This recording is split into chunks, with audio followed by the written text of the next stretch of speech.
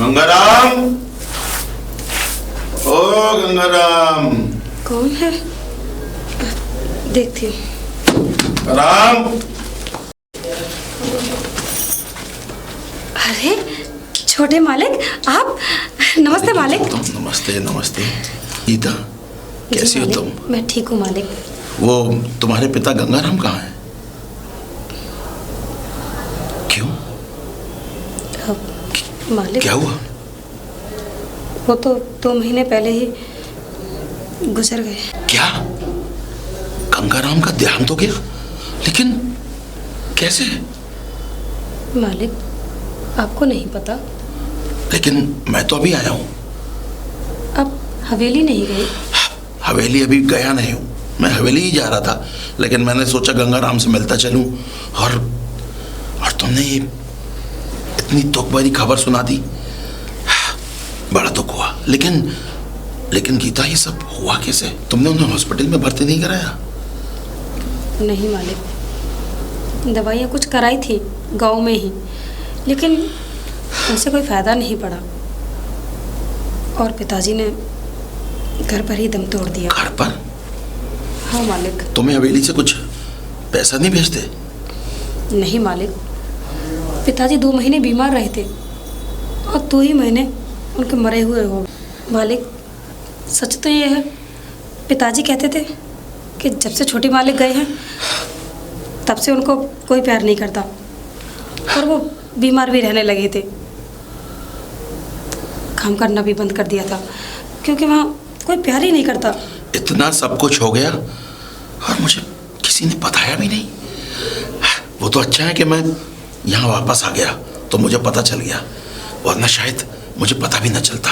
लेकिन गीता, अब तुम फिक्र मत करो, मैं आ गया हूँ और तुम्हें कोई परेशानी नहीं होगी। हाँ, तुम एक काम करो। क्या? जब तक ये कुछ पैसे रख लो। मालिक रख लो, तुम्हें इसकी क्या जरूरत है मालिक? अरे इसकी बहुत जरूरत है, पैसे के बिना दुनिया में कुछ नहीं है।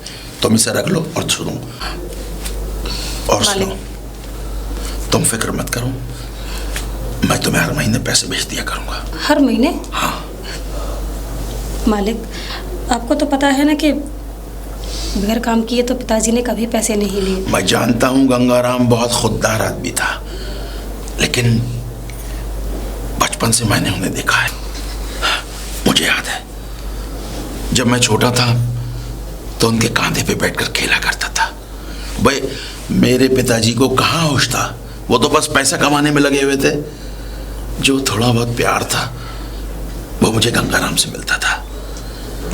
क्या करूं, वो इस दुनिया से चले गए और मैं यहाँ भी था नहीं।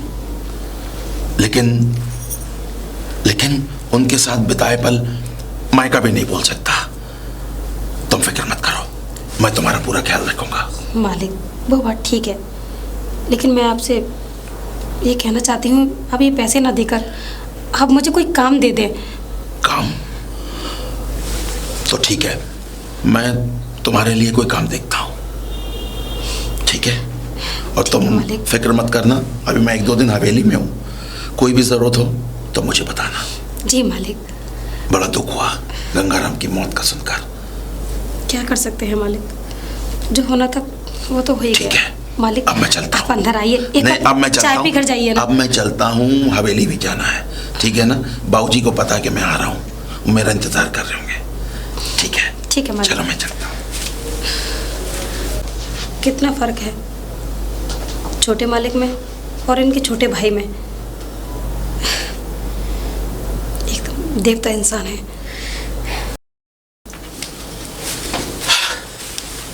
हाँ, कितने दिनों के बाद आया हूं। हाँ, अपना घर अपना ही होता है। बाबूजी, अरे भैया कैसे हो भैया? बस कैसा यार? अरे भैया एक बात बताओ ना, चिट्ठी ना कुछ, एकदम अचानक आना। अगर चिट्ठी भेजता तो वो एक्साइटमेंट नहीं आता जो तेरे अंदर अब देख रहा हूँ। अरे भैया बस। और ये क्या? बस आपको तो पता है, अरे तू नहीं सुधरेगा। जंगल में जंगली जानवर बहुत हो जाते हैं, तो शिकार करने का शौक है, तो चले आता हूँ। अरे आओ रामो श्यामो। कोई बात नहीं, कोई बात नहीं। लेकिन रंजीत, हाँ यार वो अपना गंगाराम खत्म हो गया यार, किसी ने मुझे फोन भी नहीं किया। एक्चुअल में देखो, एक नौकर था घर का, अगर खत्म हो गया तो। रंजीत देख, मुझे जमीन जायदाद रुपया पैसा किसी चीज का लालच नहीं रहा। और बात रही पढ़ने की, तो बाबूजी ने खुद मेरा दाखिला शहर में करवाया इंजीनियरिंग में। रही बात शादी की, मैंने बाबूजी से पूछा था, उनका आशीर्वाद भी मांगा था, मगर बाबूजी शहर नहीं आए। क्या करता भाई, मेरे साथ लड़की पढ़ती थी, मैंने शादी कर ली। तो कभी पूछा बाबूजी से कि वो शहर क्यों नहीं आए? अरे मैं जानता हूँ, जिस दिन आपकी शादी थी ना, उस दिन बाबूजी को कितनी तकलीफ हो रही थी। उसी दिन से बीमार होना शुरू कर दिया, लेकिन आपने पलट कर नहीं देखा और आपने न जाने कहाँ शादी करके अपना घर बसा लिया। रंजीत, तुम हद से ज्यादा बोल रहे हो। हद से ज्यादा मैं बोल नहीं रहा, मैं आपके आगे कुछ बोलता नहीं था भैया, लेकिन अब मैं बड़ा हो गया हूँ। और एक बात हमेशा कान खोल के सुन लिए, इस हवेली पे अब हमारा हक है। रंजीत, तुझे अपने बड़े भाई से बात करने की तमीज भी नहीं रही, तो भूल गया कि मैं तेरा बड़ा भाई हूं।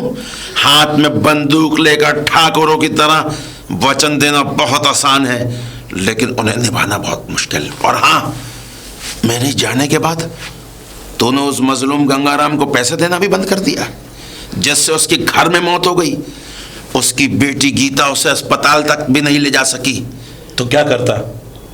उसके घर पर जाकर उसकी सेवा करता, उसके पैर पकड़ता है, उस लड़की के। अरे हम तो अगर किसी गरीब को पैसे देने होते हैं तो भैया हम किसी को हाथ से नहीं देते, बल्कि फेंक के देते हैं, ताकि हमारे हाथ गंदे ना हो जाएं। रंजीत, जात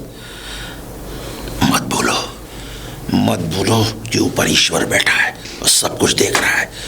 तुम जो अत्याचार गांव वालों पे कर रहे हो ना, इसका परिणाम एक दिन बहुत बुरा होगा। भैया हम तो सिर्फ इतना जानते कि इस गंगापुर के भगवान भी हमें और शैतान भी। रंजीत, अपने घमंड की सीढ़ियों पर इतनी तेज मत चढ़ो, जमीन पे रहो, जमीन पे।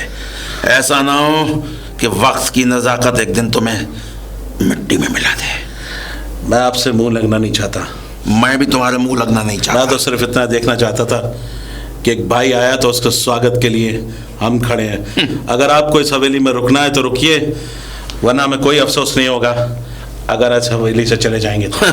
रंजीत, तुम शायद भूल रहे हो कि मैं भी बाबूजी का बड़ा बेटा हूं और इस हवेली का मालिक हूं। मुझे यहाँ से कोई नहीं निकाल सकता। हम ये तो नहीं कह रहे कि आपको निकालने की बात कर रहे हैं, हम तो सिर्फ दरमियानी की बात कर रहे हैं। रंजीत, हम उस ठाकुर अजीत सिंह की बात कर रहे हैं जो यहाँ पर चला करते थे, जिनकी इज्जत हुआ करती थी।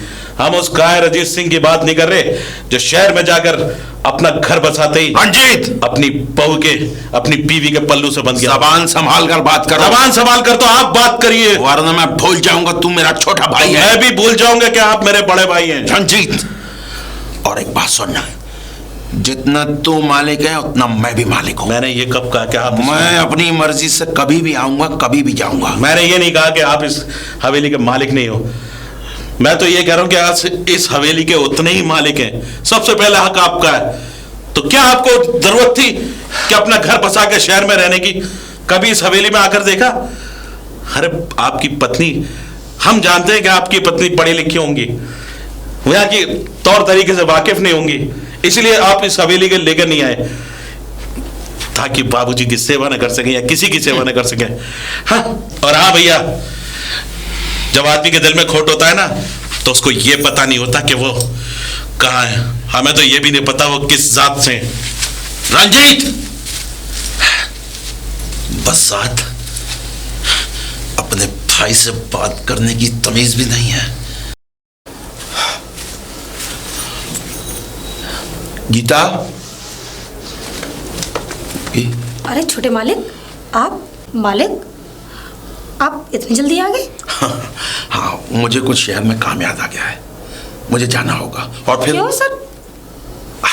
देखो, मैं वहां पर बिजनेस करता हूँ, ये खेती बाड़ी थोड़ी करता हूँ, बिजनेस करता हूँ। मुझे फोन आ गया, जा रहा हूँ। और लेकिन फिर आप तो हवेली में रुकते हैं ना, जब भी आते हैं 10 दिन से कम तो रुकते ही नहीं। रुकता हूँ, लेकिन अभी पिताजी भी यहाँ नहीं है और वो रंजीत है, वो अपने कामों में लगा हुआ है, इसलिए मेरा जाना तय है। और हाँ, जाकर तुम्हारे लिए काम भी तो देखना है। हाँ मालिक, वो तो है। हाँ, एक काम करना की था, तुम्हें कभी भी पैसे की जरूरत पड़े तुम मुंशी जी पर चली जाना, वो तुम्हें पैसे दे देंगे। मुंशी जी? मालिक, वो मुंशी जी पैसे दे देंगे मुझे? अरे मैंने मुंशी जी को बोल दिया है, तुम जब भी जाओगी ना तुम्हें पैसे मिल जाएंगे। और हाँ, मैं शहर जाकर तुम्हारे लिए कोई अच्छा सा काम देखता हूँ। ठीक है मालिक। देखो, मैं भी बहुत दुखी हूं कि आज गंगाराम इस दुनिया में नहीं है, लेकिन गीता तुम कभी अपने आप को अकेले मत समझना। नहीं, कोई भी जरूरत हो मुझे बताना। बिल्कुल मालिक, आप तो हमारे लिए एक देवता जैसे हैं। मैं कोई देवता नहीं हूं, तुम्हें नहीं पता गीता, तुम्हारे पिताजी के कितने एहसान हैं मुझ पर। अरे जब मैं स्कूल जाता था ना, मेरी उंगली पकड़कर वही छोड़ के आते थे, क्योंकि बाबूजी को तो कोई टाइम था नहीं, बाबूजी लगे थे जमींदारी में, तो बस मैं उन्हीं के साथ रहा करता था। और तुम्हें दिल की बात बताऊं, मैं उन्हें बहुत प्यार करता था। जब भी वो मेरे सामने आते थे, हमेशा ऐसा लगता था जैसे कोई अपना खड़ा है। मालिक, आप में और आपके छोटे भाई में कितना फर्क है। हाँ। जमीन आसमान का। भाई रंजीत को तुम जानते नहीं हो, वो दिल का बहुत अच्छा है। हाँ, थोड़ा सा अब तुम जानते हो कि हमारे दादा परदादा वही अपनी ठकुराई चलती चली आ रही है, तो थोड़ा सा असर उसके अंदर भी आ गया है। लेकिन मुंह का बड़बड़िया है, लेकिन दिल का बहुत अच्छा है। और हाँ, तुम्हें उससे मतलब ही क्या है। तुम मुंशी के पास जाना, वो तुम्हें पैसे दे देंगे। ठीक है मालिक। अब मैं चलता हूँ। एक काम करो। जी मालिक। ये लो, इसमें मेरा नंबर लिखा है, तुम कभी भी फोन करोगी तो मैं तुमसे बात करूंगा। और ये क्या मालिक मालिक लगा रखा है, मैं मालिक नहीं, मैं तुम्हारे लिए रवि हूँ। मालिक? अरे फिर मालिक? आपका नाम कैसे ले सकती हूँ? क्यों नहीं ले सकती, मैं तुम्हारा नाम गीता ले रहा हूँ कि नहीं, ऐसे तुम मेरा नाम रवि ले सकती हो।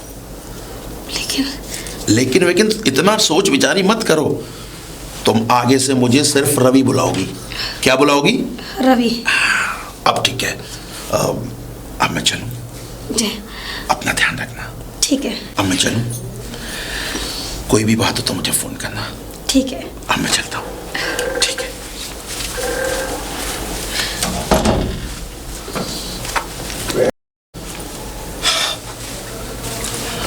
प्रिया, प्रिया। अरे आप आ गए इतनी जल्दी? क्यों, मेरा आना तुम्हें अच्छा नहीं लगा? ओफो, मैं इसलिए बोल रही हूँ, अब तो 10-12 दिन बाद आने वाली थी ना। मेरी तो बात सुनो प्रिया, मेरी बात सुनो। भाई गांव जाकर मुझे बड़ा मजा आया। अच्छा। गांव जाते ही वही तमाम चेहरे सामने आ गए जिनको मैंने कभी देखा था। हाँ। अच्छा। भाई तुम तो जानती हो गांव का वातावरण। भाई समय मिलेगा तो तुम्हें गांव घुमाऊंगा। वही अच्छा, गांव की लहलाती हवा, मिट्टी की खुशबू, सब कुछ पुरानी यादें ताजा हो गई। रही बात आने की, तो बाबूजी नहीं थे घर पर। अच्छा, याद आया, बाबूजी और ये सब घर पे सब कैसे हैं? सब ठीक है, सब मजे में। दरअसल क्या हुआ कि बाबूजी की तबीयत थोड़ी सी खराब हो गई। अच्छा। तो हमारी वो बम्बई वाली बुआ है ना, हाँ हाँ। हाँ, तो वो उन्हें अपने साथ ले गई। अच्छा अच्छा। हाँ। अरे तो रंजीत को साथ ले आते ना। हाँ भाई, रंजीत से तो मैंने बहुत कहा, लेकिन गांव में थोड़ा सा काम फैला हुआ है। लेकिन हाँ, उसने मुझसे वादा कर लिया है कि एक दिन जरूर आऊंगा और अपनी भाभी की हाथ की चाय पीऊंगा। अच्छा। हाँ। चलो सही है, ये भी अच्छा है। मैं तो यही सोच रही थी कि 10-12 दिन बाद आओगे तो शायद रंजीत आपके साथ आ जाए। अरे भैया, तुम्हें छोड़कर कभी 10-12 दिन बाहर रह सकता हूँ मैं। अच्छा जी, याद आ गई मेरी। याद आ गई तुम्हारी। अच्छा ये बताओ कि चाय या कॉफी मिलेगी? चलिए बनाती हूँ।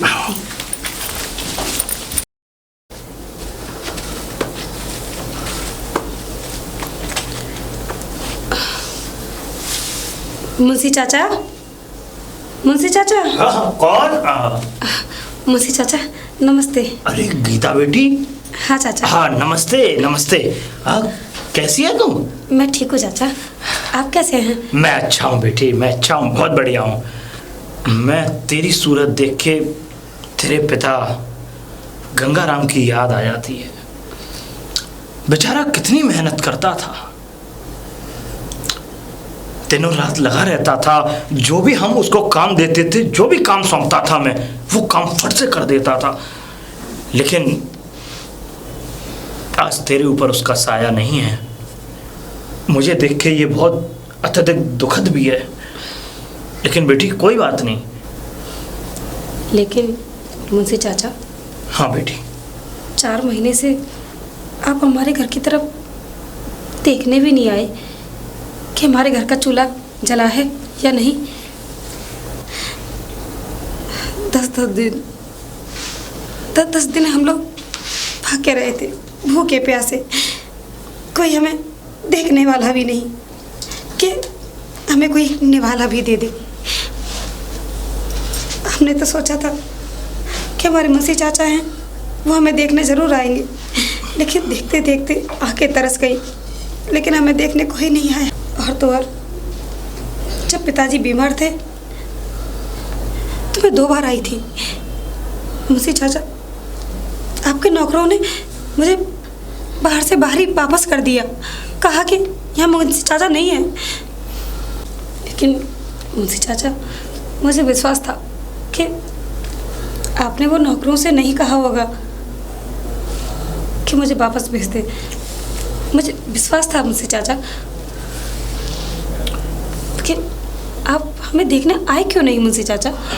बेटी, आप एक बार पिताजी को भी देखने नहीं आए। मुझे अफसोस है कि ना मैं पिताजी को देखने आया और ना मैं तुझे देखने आ पाया। पर बेटी, इस बात के पीछे एक बहुत बड़ा कारण है।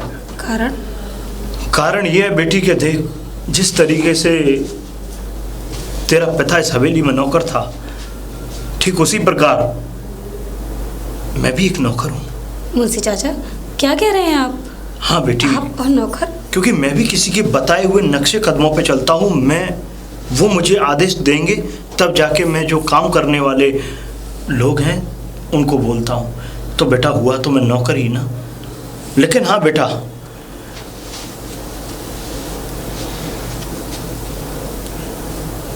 तेरे घर पे ना आने के लिए मुझे किसी ने मना किया था। मेरे घर ना आने के लिए मना किया था? हाँ बेटा। लेकिन मुंशी चाचा, आपसे कौन मना कर सकता है? छोटे मालिक तो कितने अच्छे हैं। मुंशी चाचा, तभी मैं कहूँ कि मुंशी चाचा हमारे पास आए क्यों नहीं? इसका मतलब ये वाली बात थी, इस वजह से आप हमारे पास नहीं आए? हाँ बेटा, बहुत जल्लाद आदमी है वो, बहुत जल्लाद आदमी है। अभी कुछ ही दिन पहले की बात है, कुछ ही दिन पहले की। एक विधवा औरत का लड़का छत से गिर गया और छत से गिरने के बाद उसकी मृत्यु हो गई। और तो और बेटा, सबसे बड़ी बात यह कि जो लड़का मरा, वो लड़का हमारे यहाँ यहीं इसी हवेली में काम करता था। इन्होंने उस लड़के को ऊपर छत पे काम पे लगा दिया। अचानक से वो लड़का गिर गया और वो मर गया। एक मुआवजा भी नहीं दिया उसे। बेटी, एक मुआवजा कैसा होता है? अरे मैं क्या कहूँ, इतना जल्लाद आदमी है। लेकिन बेटी, मैं तेरे हाथ छोड़ता हूँ। मैं जो भी जिस तरीके की बातें तुझसे कर रहा हूँ, कृपया बताना मत बेटा। तू मुंशी चाचा, कैसी बातें कर रहे हैं? हाथ मत छोड़िए मुंशी चाचा, मैं किसी से कुछ नहीं कहूँगी। हाँ बेटा, क्योंकि वो मुझे छोड़ेगा नहीं बेटा। मुंशी चाचा, मुझे बहुत डर है उसका। मैं तो अगर उसे सामने से देख भी लेता हूँ तो मेरी सांसें रुक जाती हैं। इतना बड़ा जल्लाद है। सोचा नहीं था कि मालिक इस तरीके से भी कर सकते हैं। कोई बात नहीं बेटा। खैर मुंशी चाचा, वो आपको तो पता है मैं किस लिए हाँ, आई? मुझे पता है। ठाकुर अजीत सिंह मुझे पैसे दे गए थे और मैंने वो पैसे बड़े संभाल के रखे हुए हैं। ये कुछ पैसे हैं, ये ले जा। और हाँ बेटी, ठाकुर अजीत मेरे बैंक खाते में पैसे डाल देता है। और सुन, मैं तो देने नहीं आ पाऊंगा क्योंकि मुझे डर ही इतना है, मैं यहाँ से बाहर भी नहीं निकल सकता। इसलिए तू यहाँ पे आ जाया कर हर महीने ठीक है, पैसे ले मुझे जाया कर अपने, ठीक है? ठीक है। क्या माहौल था गांव का। एक भाई जब तक था इतनी खुशहाली थी कि घर घर में खुशहाली थी, और एक भाई आज है गांव में शमशान जैसा सन्नाटा सा छाया हुआ है। मुंशी चाचा, आप फिक्र मत करो, इस गांव में फिर से वो खुशहाली आएगी जैसे पहले थी। ठीक है बेटी। अच्छा बेटी, चल जा, तू निकल जा, पीछे के रास्ते से जाइए। ठीक है मुंशी चाचा। ठाकुर रंजीत सिंह का आने नमस्ते का मुंशी समय चाचा। आ गया। नमस्ते बेटी, जीती रहो।